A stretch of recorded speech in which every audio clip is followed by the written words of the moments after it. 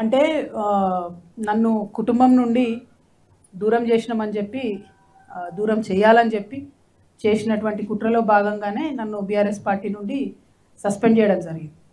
అయితే మీకు నేను ముందే చెప్పిన ఇంట్రొడక్షన్లో కూడా మా కుటుంబంలో ఏమైపోయిందంటే ఉద్యమము, రాజకీయము, ప్రజల పట్ల ఉండే ప్రేమ, కమిట్మెంట్ అన్నీ కలిసిపోయి ఉన్నాయి.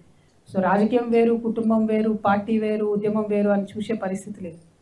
ఇవాళ నా తల్లిదండ్రుల నుండి నన్ను దూరం చేసినా కూడా నేను నా మరో కుటుంబం అనుకునే తెలంగాణ కుటుంబం కోసమే పనిచేస్తాను. ఒక ఆడబిడ్డగా నాకు డెఫినెట్గా బాధ ఉంటుంది కదా బ్రదర్.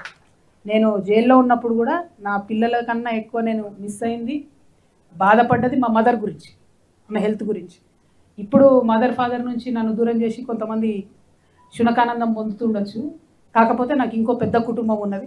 ఆ కుటుంబం యొక్క బాగోగులు చూసుకోవడానికి, ఆ కుటుంబం యొక్క సమస్యలు అడ్రస్ చేయడానికి, అంటే నాతో అంత అవుతుందా అన్ని సమస్యలు అడ్రస్ చేస్తున్నా అంటే చేయలేకపోవచ్చు.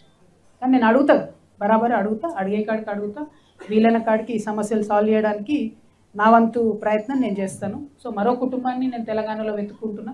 మీరందరూ ఇంత పెద్ద కుటుంబం ఉన్నారు, టెన్షన్ పడేదేం లేదు. బాధ ఖచ్చితంగా అవుతుంది, కానీ అంతకన్నా ఎక్కువ ధైర్యంతో ముందుకెళ్దామని డిసైడ్ చేస్తాను.